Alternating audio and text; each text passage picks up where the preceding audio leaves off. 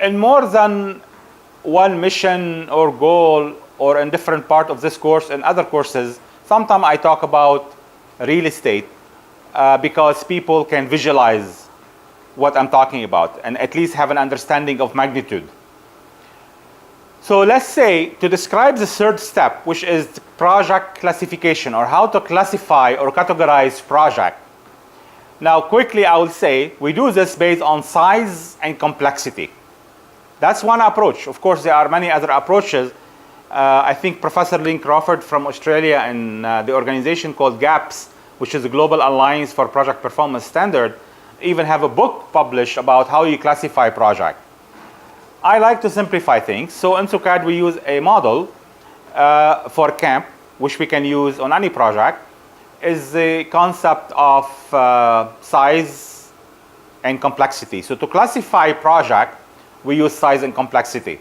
Now, what does that relate to real estate? So let me link the two points I just made together. Assuming you work for a real estate development company, and that real estate development company develop houses or villas, they develop residential towers, and maybe office towers or malls, or whatever the case might be. So they have different type of projects. Now, whether you want to manage a house or a villa or a tower, the life cycle will probably be identical. The level of effort would be quite different. The number of stakeholders, the number of people involved will probably be significantly different between a small project and a large project. But a life cycle, as in terms of steps, the stages, maybe even the gate, it could be almost identical. However, there are still some uniqueness to it. Should they be identical? Maybe not. So, if this organization handle different type of project, and let me now focus only on the real estate project instead of the IT or marketing or business development. So basically what we are saying in here is that building, or basically taking a house or villa project from idea to closure, would probably be somewhat different than building a residential tower or mall. The stakeholder might be different, there are different areas, there might be different details. Again, the life cycle might look similar, but the detail would be different. So what we are saying here within organization is that if they do different type of project, we need to customize, then adapt to the type of project and the function, but then within the same type, IT, real estate, marketing, a small project would probably be managed different than a big project. Again, the detail would be quite different. I think the point is clear. Again, whether it's real estate or technology, a small IT project is different than a huge IT project. A marketing campaign for something very specific is a project. It could be very basic versus doing a huge marketing campaign for a chain of hotels that's entering a new market. That could be a significantly larger project. So should we use exactly the same approach for these two projects, whether they are marketing or IT or construction? No. And that's why we're saying usually we need to classify project, or we need to categorize the project. And here we come up with the concept of size and complexity. In general, what SUCAD have developed, and I will share that information later as well in this mission, is that three major categories: small, simple project, medium to moderate complexity project, and large and complex project. Again, what I'm going to show you later is including a table that shows the classification model that we use to help us decide where do we categorize a project. So ideally, with this video, I'm closing the steps of tailoring a method. And ideally, an organization that is large and have multiple type of projects, they could end up with 5, 10, 15, even 20 unique methods.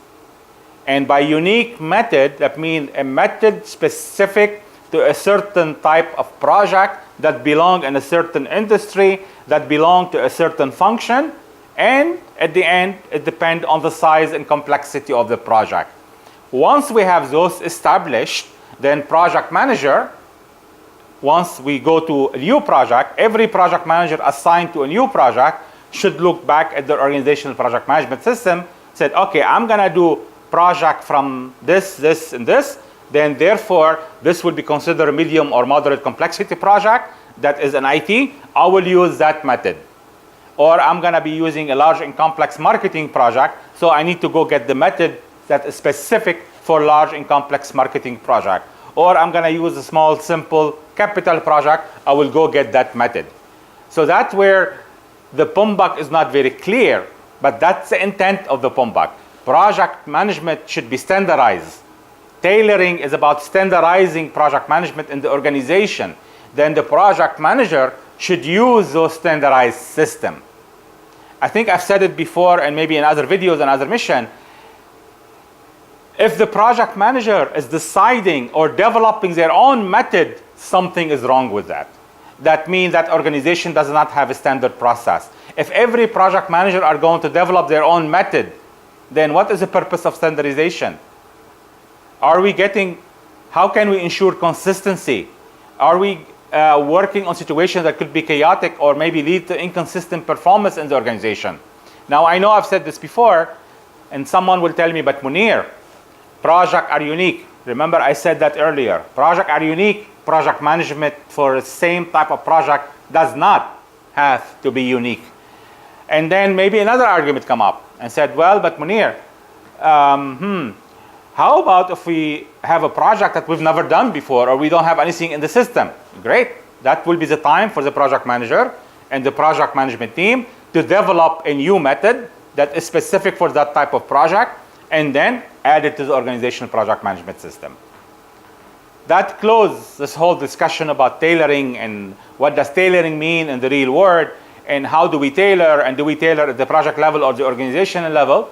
I hope through this series of section in this mission and through this series of audio messages and video messages, I have been able to answer this. Thank you. Looking forward to more missions.